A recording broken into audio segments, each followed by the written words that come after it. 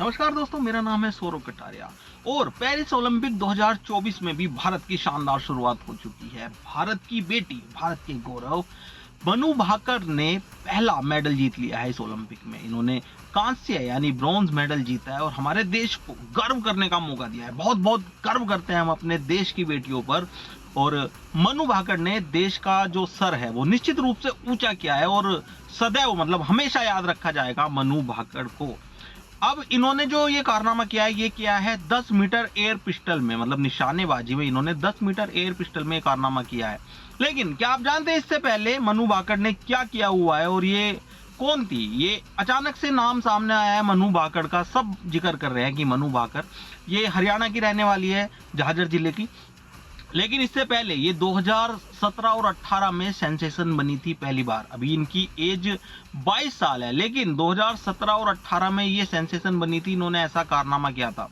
National shooting championship में इन्होंने हीना सिद्धू का रिकॉर्ड तोड़ दिया था। हीना सिद्धू जो ओलंपिक में भी पार्टिसिपेट किया हुआ है उन्होंने और वर्ल्ड नंबर 1 भी रह चुकी हैं, वो उनका रिकॉर्ड इन्होंने तोड़ दिया था। तब ये मनु भाकर जो है चर्चाओं में आई थी कि ये एक लड़की है जो देश का नाम ऊंचा करेगी और उसने कर दिखाया। हमारे देश की इस बेटी ने देश का नाम ऊंचा कर दिखाया।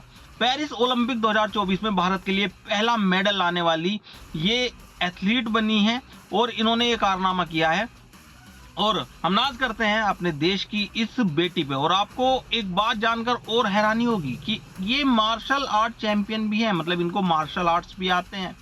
तो सिर्फ निशानेबाजी में नहीं, ये मार्शल आर्ट्स में भी महारत है इनको।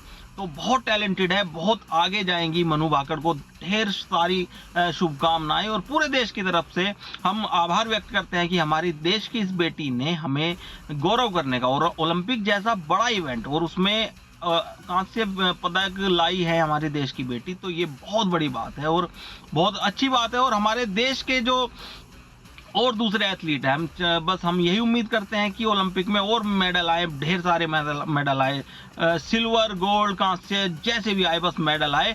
और हम उम्मीद करते हैं गोल्ड मेडल भी हमें जल्द मिलेगा और बहुत सारे गोल्ड मेडल इस ओलंपिक में हमें मिलेंगे।